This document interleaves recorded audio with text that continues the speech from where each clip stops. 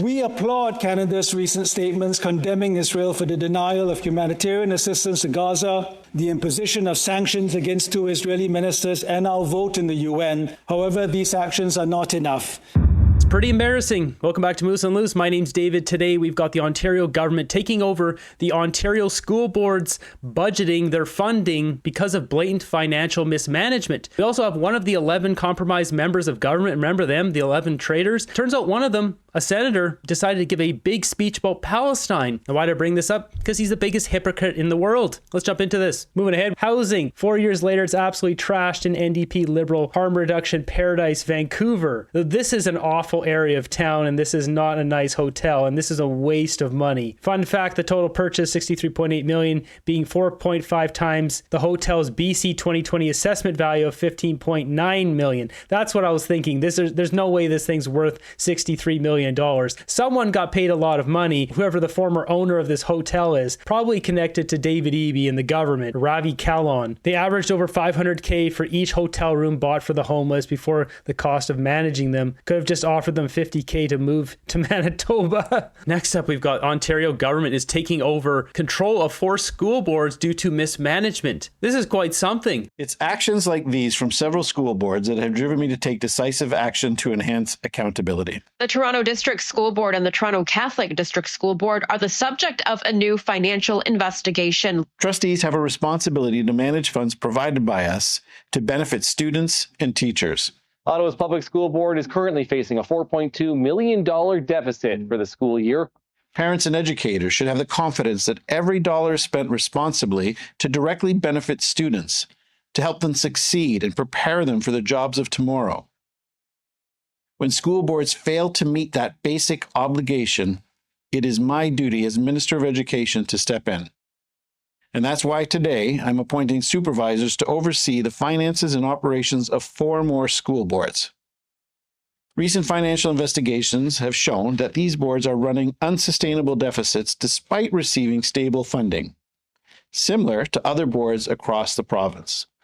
Unsustainable deficits despite proper funding. I wonder what's going on there. It's either incompetence or corruption. Now, enough is enough. These boards have had several opportunities to address their mounting financial issues and have failed to do so.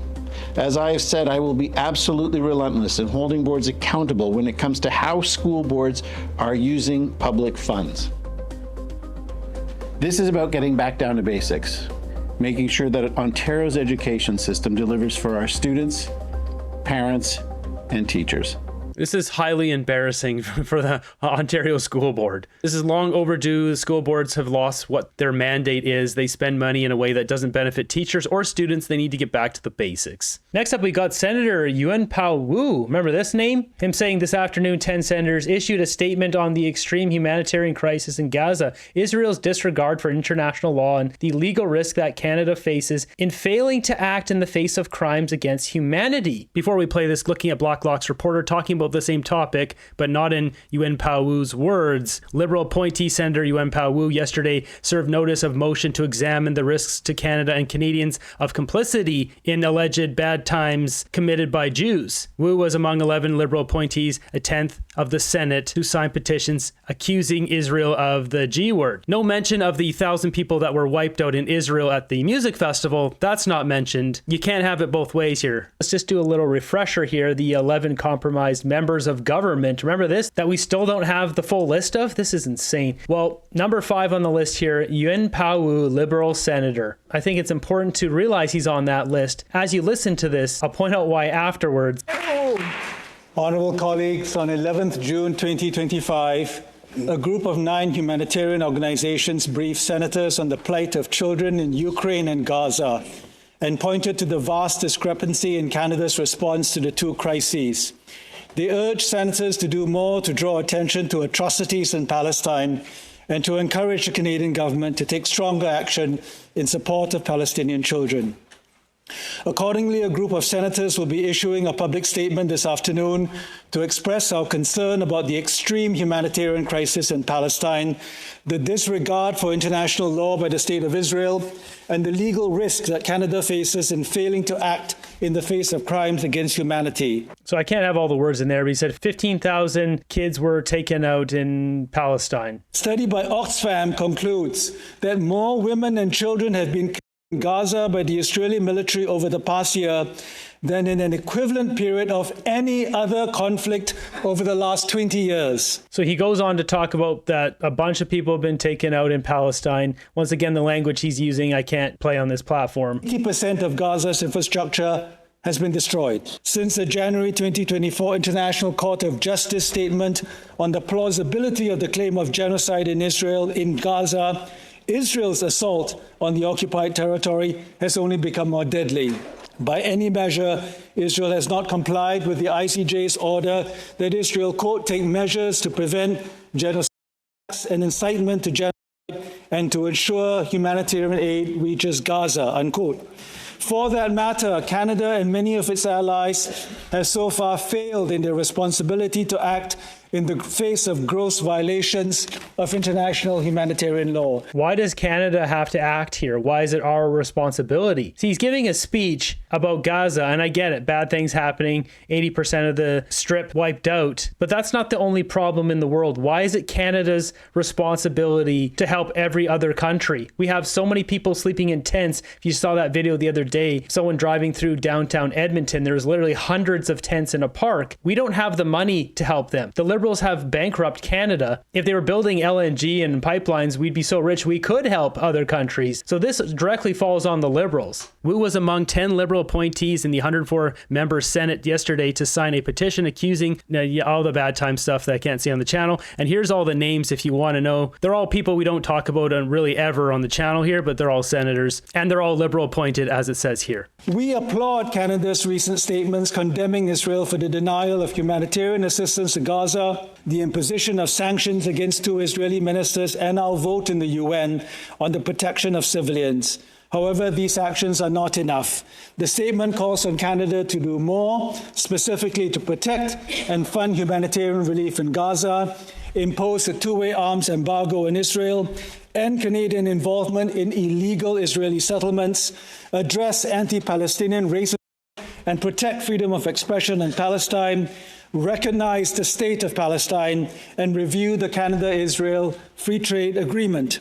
These actions constitute a minimalist set of responses to a crisis that is existential for Palestinians and corrosive to any sense of justice and humanity. The question is now, why doesn't he talk about these issues at home? Yuen Pau Woo, one of the 5 on the list of compromised members of government, cares so much about Palestine. Why doesn't he care about his homeland? This guy's born in Malaysia. Malaysia's got their own set of problems. Why isn't he bringing this up? Why isn't he advocating for where he was born? Malaysia accused of deporting Uyghur asylum seekers to China. So this article goes on to talk about how they deported 6 ethnic Uyghur Chinese who are seeking asylum back to China. You've got human rights groups saying the forced return of ethnic Uyghurs to China is violation of international laws and endangered their lives. If you're not familiar with the Uyghurs, they're a group of people up here in northwestern China that the Chinese government decided they didn't like because they had different values than the rest of China. And so they've put them in re-education camps. What does this look like to you? This is where these people are. There's over 1 million of them. These are giant camps. You can see them from Google Earth. Look like on the outside. What does this look like to you? Here's another shot,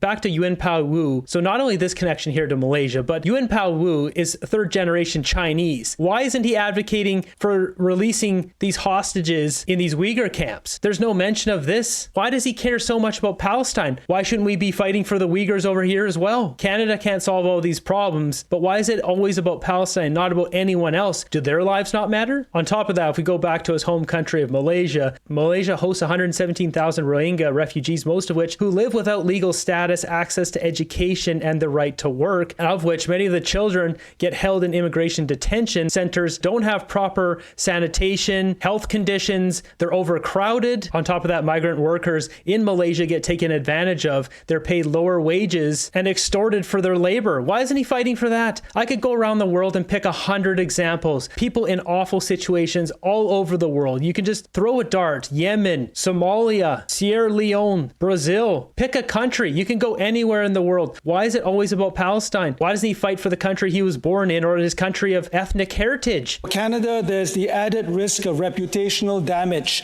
at a time when we are loudly trumpeting the importance of the international rules-based order and our commitment to uphold it. We all know that's Mark Carney's words coming through there. No one else says rules-based order unless you're a WF member. If anyone else is interested in signing on, please contact my office. Thank you. This guy's a joke and a loser. Next up, we got Marty up north with this one saying this is why Canada is in such financial trouble. Payroll employment in April decreases in 9 sectors and increases in 3. We're shifting to an economy where people don't produce anything. 2 out of every 5 workers in this country are employed by the government. 40% of the population are leeches sucking the life out of the country and their children's future. Healthcare, social services, the biggest one. Public administration, education services, finance, and insurance, and at the bottom, manufacturing, accommodation, food services, retail, trade, administrative and support services, transport, and warehousing. Canada's in a major decline. The Liberals are taking us to the bottom of the pit. This comment here, by comparison, in the Socialist Republic of Vietnam, led by the Communist Party for over 50 years, public sector employment is estimated under 20%. This includes government and state-owned enterprise employees. We are 2 times as communist as the communists. This guy pointing out technically only 23% of the workforce is directly employed by the government. However, 41% of the population is dependent on government money for their income. Either way, I mean, at this point, should we just be declaring that Canada is a full communist state? Give Mark Carney a couple of months here and he'll be putting enough laws to get rid of the rest of freedom of speech. He's already taking away the ability to buy what kind of cars we want. They want to push through the CBDC, fully control over open banking, fully control our money. It's a slippery slope, folks. On this episode of Faroff Ripoff, we've got this one, amplifying voices of women and girls. This is $16 million being spent on. Expected outcome is the project includes strengthening media content, centering women and girls' voices and perspectives on public conversations about gender barriers, strength and effectiveness of local grassroots women's rights movements, activists to work with media carrying out gender-responsive civic education campaigns. Guys, come on. They want to fund this activist stuff on the other side of the planet when we quite literally have mothers in Canada who can't feed their children, don't have enough food for themselves, living in tents, and they're funding this stuff in Iraq, Mali, Lebanon, Somalia, the Democratic Republic of Congo. I keep bringing it up, 7.4% of this money going over there. Are you kidding me? The Liberals do not care about Canadians. If they did, this money would be staying in Canada. Full stop. Next up, we got a thief stealing $1,000 worth of goods from a small business in downtown Vancouver. It's just every day, you know, just going through, taking whatever he wants because there's no punishment for crime in Canada. Have a little laugh, just steal whatever you want. And just walks right out the door. Once again, the Hulk Slam was invented for a reason. The first reply on this is these guys stealing all this stumbling juice. It's just endless examples in our country of people taking whatever they want and not getting punished for it. Mr. Speaker, crime has been rising in my riding since the Liberals formed government, and justice is too often delayed for victims. According to the latest Owen Sound Police Services annual report, violent crimes are up 14.6%. My communities are worried. To make matters worse, more than 10% of the cases are now exceeding the Jordan limit, delaying justice further. When will this Liberal government reverse its soft on crime legislation and adopt a common sense plan to keep violent offenders behind bars and ensure victims and their families get the justice they deserve? You know, this whole situation, this topic, when a lady was just cut down across the street from where I live and they don't know who the guy is. He's running rampant as we speak. This is not a one-off case that's far away from everyone and doesn't affect anyone. When quite literally I was sitting here filming and heard a blood-curdling scream. I don't know if it was the person being ended or someone finding the person who was ended. This is happening everywhere. I live in a small town. It happens here too. It's happening everywhere.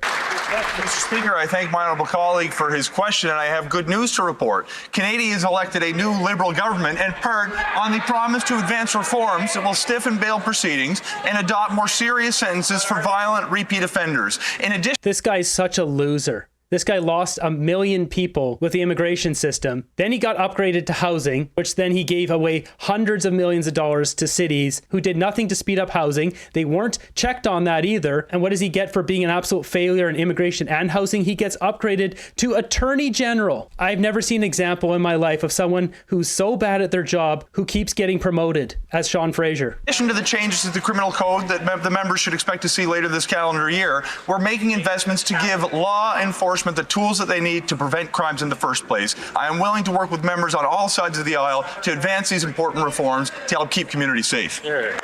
Nobody is safe with Sean Fraser as Attorney General. This old cabinet minister hasn't answered the question, Mr. Speaker. Premiers, police organizations, and victims are pleading for tougher penalties for repeat violent offenders. Just last week, West Grey Police rearrested a repeat violent offender for failing to comply with a release order and who was found in possession of fentanyl and prohibited weapons. The PM ran on a platform that included establishing a reverse onus for severe crimes and increasing penalties. Can the minister provide specific timelines as to when the government will implement these changes and reverse their soft on crime policies? I know when. It's after their summer vacation because they ain't doing it anytime soon. Mr. Speaker, when dangerous people who pose a threat to the public commit serious offences, they should be treated with concomitant sentencing and bail decisions from the courts. We are going to be advancing reforms that we campaigned on in the fall. We intend to specifically... In the fall, because they need a summer vacation because these losers don't want to do any real work for those huge paychecks they get. You change bail rules as it pertains to home invasions, auto theft, and organized crime. We also will advance new sentences when it comes to violent repeat offenders, and again, those participating in organized crime. I hope rather than just resorting to rhetoric in the House of Commons, they will actually work across partisan lines to advance the kinds of reforms Canadians are calling for so we can help keep... Notice what that clip Sean Fraser said should. The criminals should be punished, but they're not being punished. That's the whole thing. He's using his language. He's a lawyer. Sean Fraser's a lawyer, if you didn't know. He's clever with his words, just as David Eby, Karina Gould, they're all lawyers. Jagmeet Singh, these guys are all snakes. They know how to get around things with their language and protect themselves. So they should be punishing criminals, but they're not. And he's now the guy, the Attorney General, the guy in charge who could do this, but he's not going to do it. Why are they not doing it? Why are they not punishing criminals in this country? Why can people go into a jewelry store in a mall in broad daylight and rob it and nothing happens? Nobody's Hulk slamming them. Security won't touch them. The cops go after them. The cops catch them. They get released later. What kind of country are we living in? It's an absolute joke. And the problem is now people are coming from around the world, all the worst of the worst, because they know there is no rule of law in Canada.